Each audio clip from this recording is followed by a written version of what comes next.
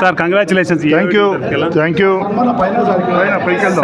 మీకు రాష్ట్ర ఉపాధ్యక్ష పదవి లభించినందుకు మీ ఫీలింగ్ ఎట్లా ఉంది సార్? నేను చాలా బ్రహ్మాండంగా నన్ను నా సర్వీసెస్ గుర్తించినందుకు నేను గర్వంగా ఫీల్ అవుతున్నాను. ఇది మహబూబ్నగర్ కార్యకర్తల యొక్క విజయమని భావిస్తున్నాను. తప్పకుండా దీనికి న్యాయం చేకూరుస్తాం. మహబూబ్నగర్లో మంచి ఫలితాన్ని అందించి మన ఇచ్చిన పదవికి న్యాయం చేకూరుస్తారని నేను విశ్వసిస్తున్నాను. సార్ అయితే ఇప్పుడు రైతులు యూరియా కోసం అల్లాడిపోతున్నారు. ఎక్కడ చూసినా రైతులకు యూరియా ఇబ్బంది చాలా ఉంది సార్. మీ పార్టీ పరంగా కూడా ఎలాంటి స్పందన లేదు సార్. కామారెడ్డిలో ముఖ్యమంత్రి రేవంత్ రెడ్డి గారు చెప్పారు, ఇది డిస్ట్రిబ్యూషన్ ప్రాబ్లం, సప్లై ప్రాబ్లం కాదు.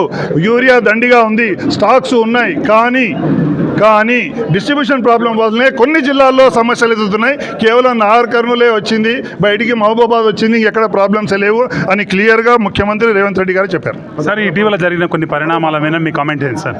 ఏ విషయంలో? రాష్ట్ర అధ్యక్షుడు వచ్చినప్పుడు జరిగిన కొన్ని పరిణామాలు. రాష్ట్ర అధ్యక్షుడు పరిణామాలు ఎగుతున్న పార్టీలో ఇలాంటి పోటీలు వస్తూనే ఉంటాయి. దాన్ని మనం పెద్దగా పట్టించుకుని అక్కర్లేదు. డిసిప్లినరీ కమిటీ వాళ్ళు ఎవరిని యాక్షన్ తీసుకోవాలో వాళ్ళు యాక్షన్ తీసుకుంటారు. మనం ముఖ్యంగా మనం ఏం చేయాలంటే కార్యకర్తలు మనకి ఏవైతే విధులు ఇచ్చారో, ఏవైతే మన కార్యక్రమాలు ఇచ్చారో ఆ కార్యక్రమాన్ని సంపూర్ణంగా నెరవేరుస్తూ ముందుకు వెళ్ళాలి. అంతేగాని ఎవరైనా తప్పు చేస్తున్నారా ఆ తప్పుని ఎట్లా అని ఎగచూపే ప్రయత్నం చేయకూడదు. కాబట్టి మనం మిమ్మల్ని పిలిపించి మాట్లాడినట్టు రాష్ట్ర అధ్యక్షుడు నా ముందర అక్కడే ఉన్నాడు, ఇంకా నన్ను పిలువలించాల్సిన అవసరమే ఉంది. కాబట్టి వాళ్ళే నిర్ణయం తీసుకుంటారు. ఎవరి మీద క్రమశిక్షణ చర్యలు తీసుకోవాలంటే కూడా వాళ్ళు తీసుకుంటారు. Thank you.